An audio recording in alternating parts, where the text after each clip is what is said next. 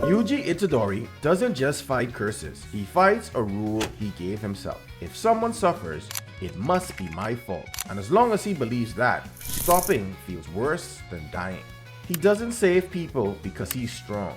He saves them because he doesn't think he's allowed not to.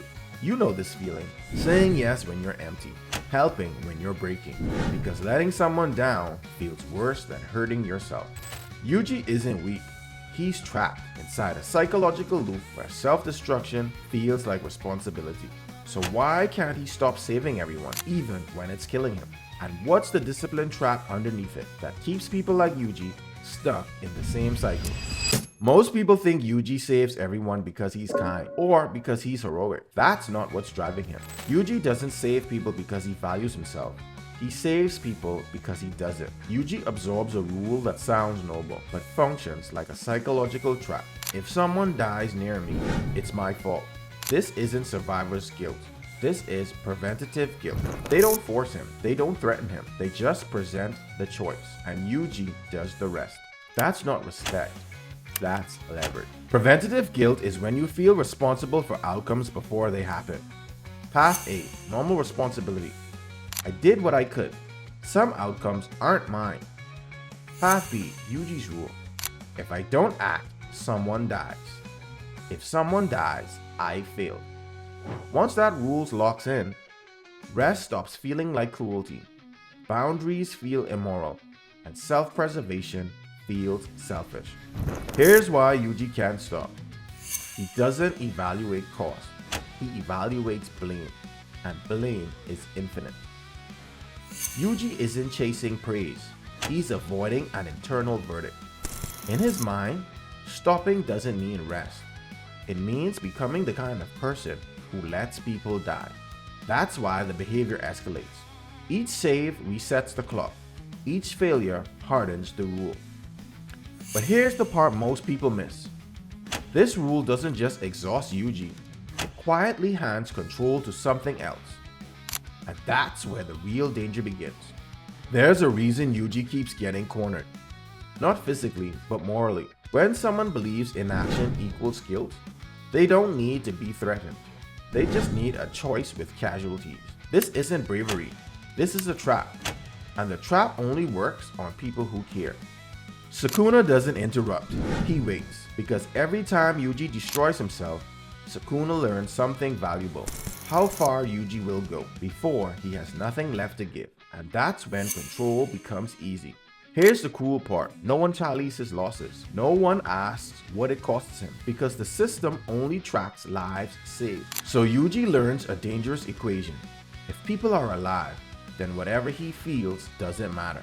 This kind of discipline doesn't build resilience. It burns it. Eventually, pain stops becoming a deterrent and self-destruction starts feeling normal. That's not heroism. That's erosion. But here's the part Yuji hasn't figured out yet.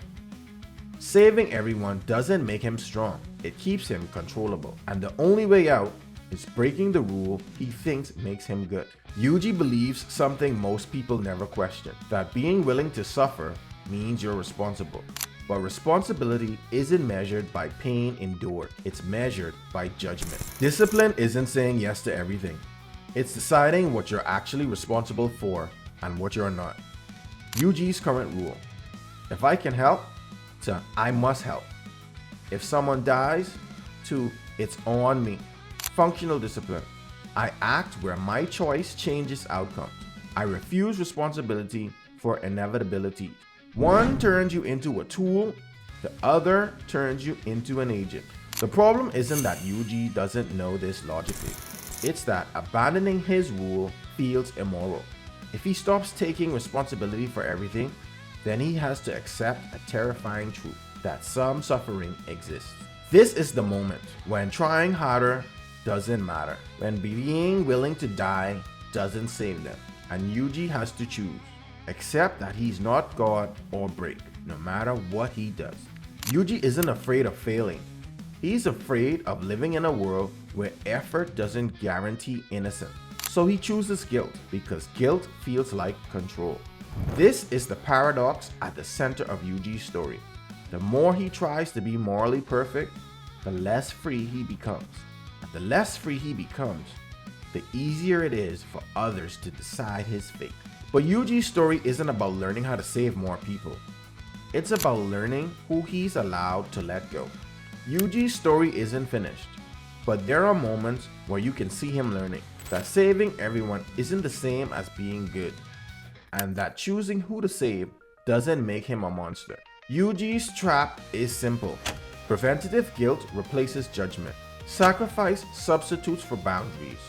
Responsibility expands until it crushes him. That's not discipline. That's self-erasure. If you can see yourself in Yuji, this isn't a call to care less. It's a warning about caring without limits. You don't become good by absorbing every consequence. You become good by choosing your responsibility and refusing the rest. I built a free anime character archetype assessment to show you how to operate under pressure. It reveals whether you lead through sacrifice, control, restraint, or presence, and which habits are quietly burning you out. Take the quiz. Find out which character you align with. The link is in the description. Saving everyone isn't strength. Knowing when to stop is.